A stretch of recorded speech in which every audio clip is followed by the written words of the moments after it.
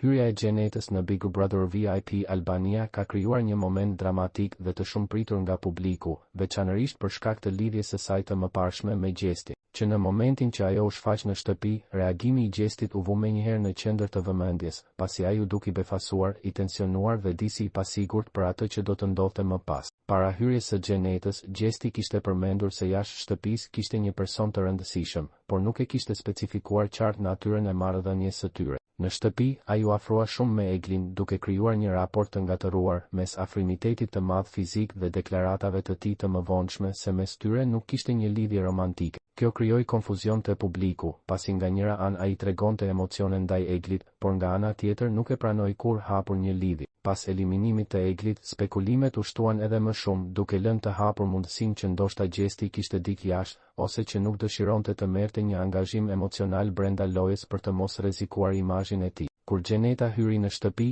Gjesti pati një reagim të dukshëm emocional, duke treguar siklet dhe pasiguri. Ai nuk e priste këtë hyrje dhe dukej se situata e kishte vënë në një pozitë të vështirë. Gjeneta nga ana e saj hyri me shumë vetbesim dhe u tregua e qetë, duke lënë të kuptohet se e di mirë se çfarë po bën. Pas këtij momenti, banorët dhe publiku janë duke pritur të shohin si do të ndikojë kjo në lojën e Gjestit.